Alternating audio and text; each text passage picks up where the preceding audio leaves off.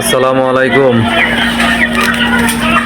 আলহামদুলিল্লাহ poultry sell centre থেকে আপনাদেরকে স্বাগতম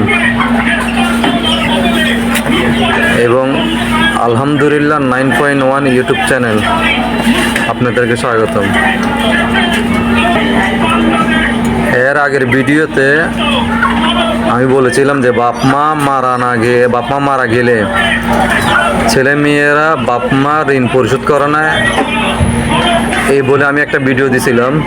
তো ভিডিও দিবার পরে একজন সরাসরি আমাকে ফোন করে বলল যে কবির ভিডিওটা না করলেও পারতা। তো আমি জিজ্ঞেস করলাম কেন, তো উনি আর আমার সাথে বাড়াবাড়িতে যায় নাই। যাক, ওই বিষয়ে আপনাদের কিছু বলতেছি না। তো কেন ভিডিওটা দিছি সেটা আপনাদের দেখাচ্ছি, আপনারা দেখেন একটু।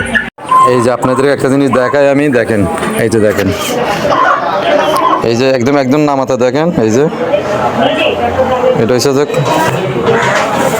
24 তারিখ 6 মাস 2019। উপরে দেখেন 23 তারিখ 6 মাস 2019। এই যে জাস্ট একটা পৃষ্ঠায় আমি দেখাচ্ছি। এই যে পৃষ্ঠা আরও আছে, অনেক, এই যে অনেক পৃষ্ঠা এখানে। প্রত্যেকটা নাম্বারের পিছনে, তারিখের পিছনে প্রত্যেকটা মোবাইল নাম্বার আছে, নাম সহকার আছে। ওইটা আমি কাগজে ঘুরে রাখছি, আপনারা দেখাচ্ছি না।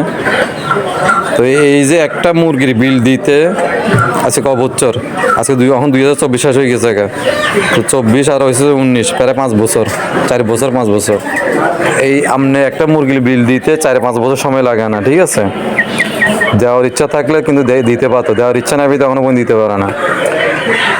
তো এর পরে কী করছে দেখেন, এইটার পরে এই যে ভালো করে আপনারা খেয়াল করিয়েন। আমি একটু কাছে নিয়ে দেখাই আপনাদেরকে।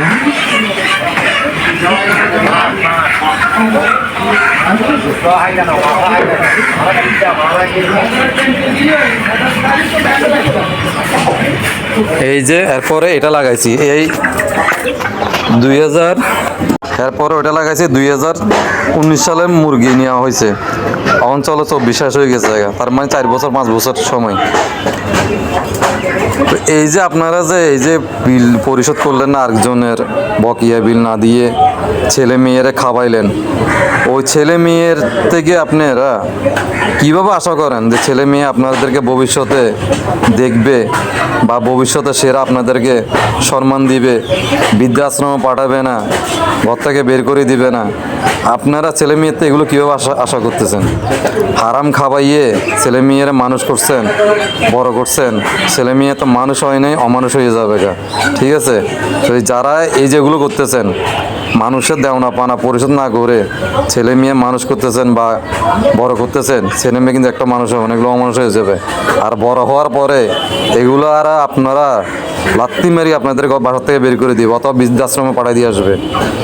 তো কথাটা যদি শুনতে খারাপ লাগে, এটাই কিন্তু বাস্তব। যাই হোক, সবাই ভালো থাকুন, সুস্থ থাকুন। আসসালামু আলাইকুম।